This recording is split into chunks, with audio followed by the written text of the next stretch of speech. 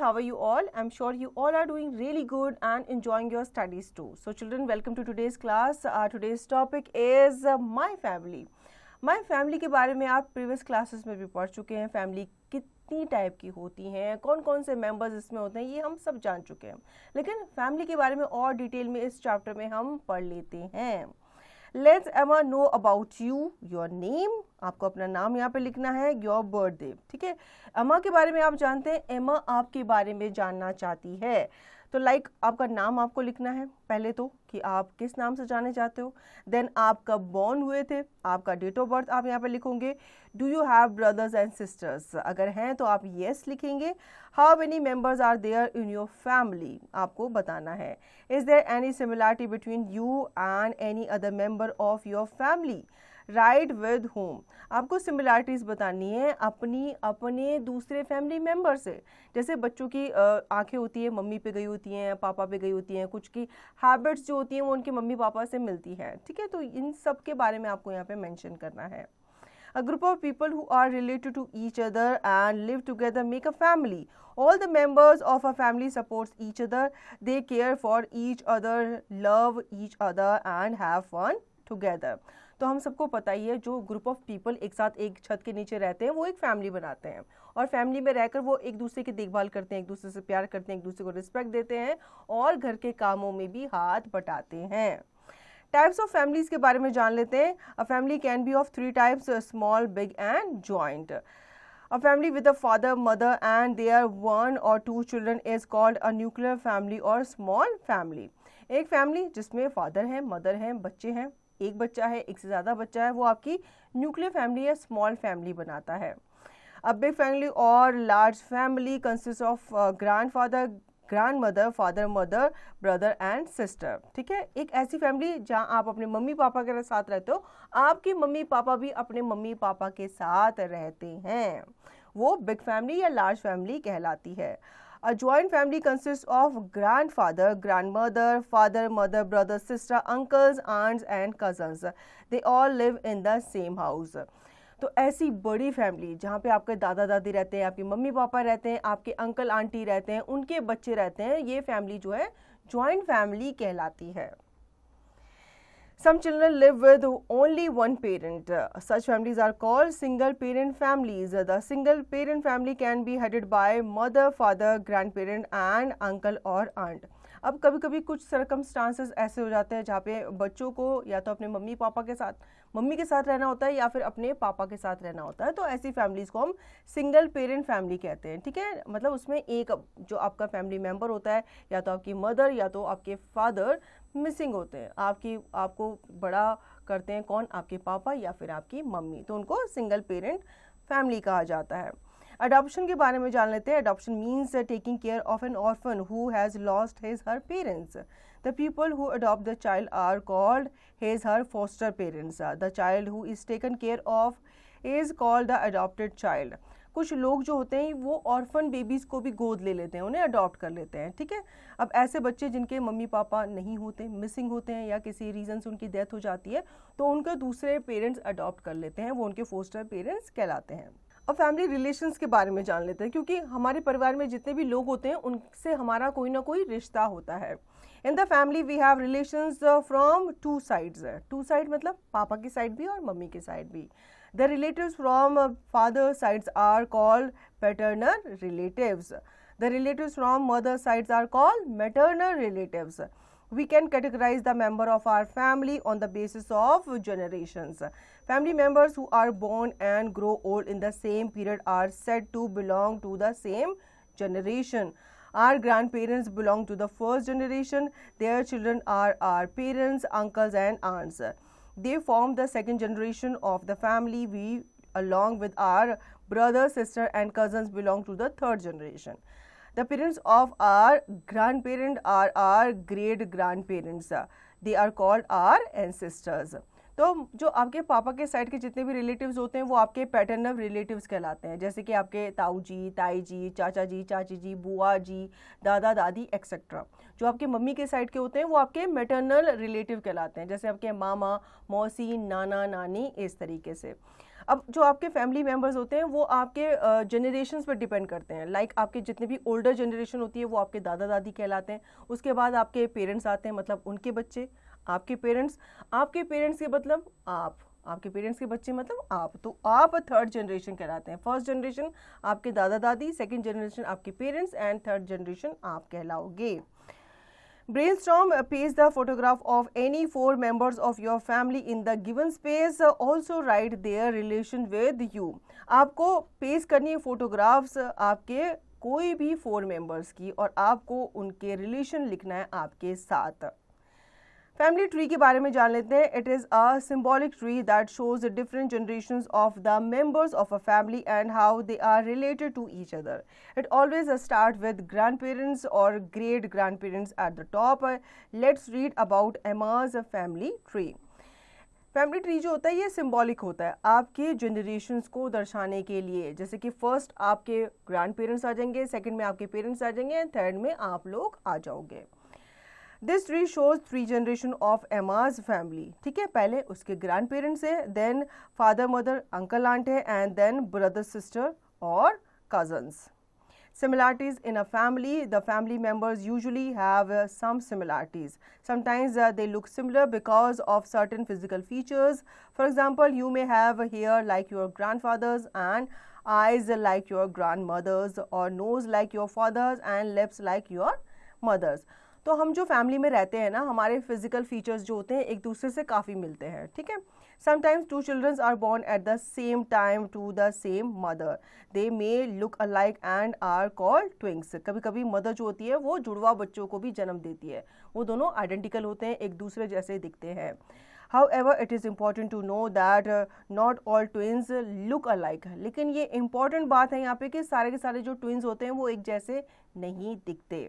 Sometimes a member of a family may have similar habits. This is because they are related to each other and learn the values and habits from one another. तो features के साथ साथ कुछ की एक दूसरे से habits भी मिलती हैं। जैसे आपकी हैबिट जो है आपके पापा से मिलेगी, आपकी मम्मा से मिलेगी, आपके ग्रैंड पेरेंट्स से मिलेगी।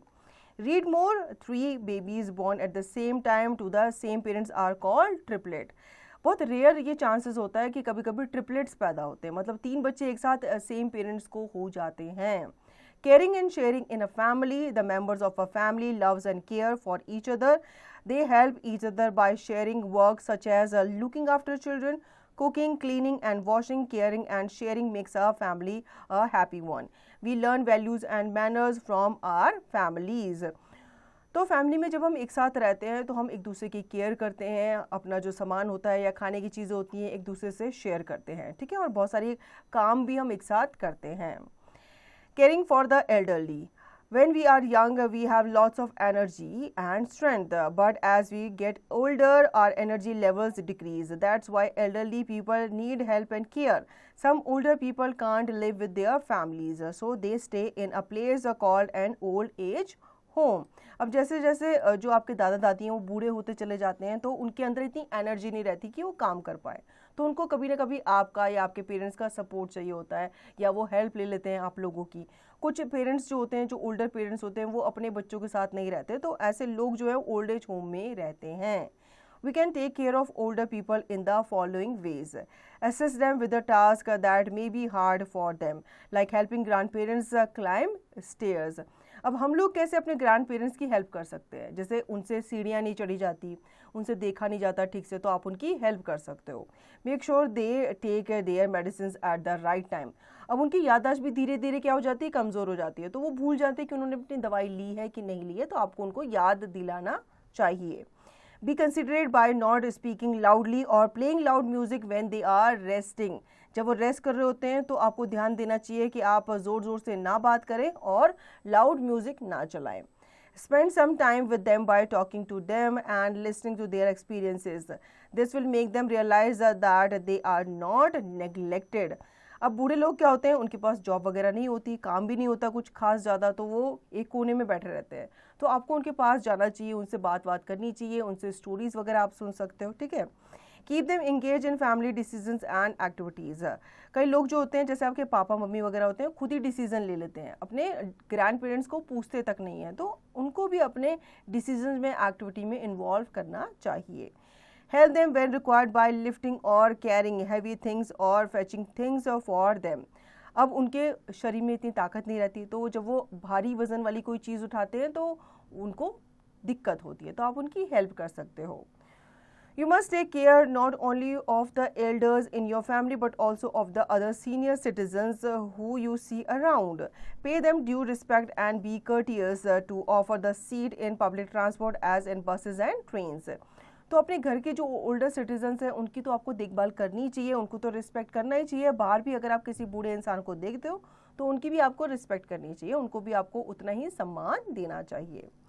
Brainstorm write who perform the following roles in your family. आपको बताना है ये जो एक्टिविटीज़ है आपके घर में कौन कौन करता है। Who earns money for the family, आपको बताना है कि आपकी फैमिली के लिए मनी जो है कौन अर्न करता है, मतलब कौन ऑफिस जाता है, काम करता है और फिर शाम को घर आता है, आपके घर के लिए सामान वगैरह लेकर के आता है।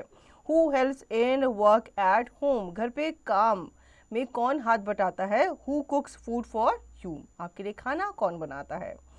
Reflect time when do you meet the members of your extended family who do not live with you.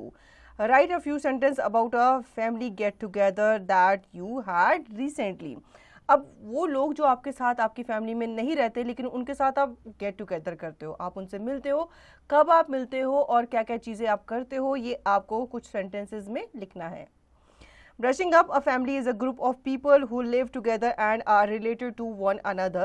A small family consists of parents and their children.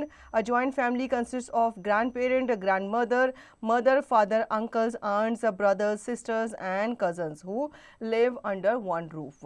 Adoption means taking care of an orphan child who has lost its own parents. A family tree is a symbolic tree that shows the different generations of the people of a family and how are they related to each other. The members of a family love and care for each other. इस chapter में हमने family के बारे में पढ़ा। Family एक group of people होता है जहाँ पे लोग एक साथ रहते हैं, एक दूसरे की देखभाल करते हैं। फैमिली तीन तरह की होती है, कुछ स्मॉल फैमिली होती है, कुछ जॉइंट फैमिली होती हैं एंड कुछ बिग फैमिलीज होती हैं। अडॉप्शन मतलब कुछ लोग अडॉप्ट भी करते हैं चाइल्ड जिनके पेरेंट्स मर जाते हैं या नहीं होते, ठीक है, तो उनको दूसरे पेरेंट्स के द्वारा अडॉप्ट किया जाता है जो उनके फोस्टर पेरेंट्स कहलाते हैं।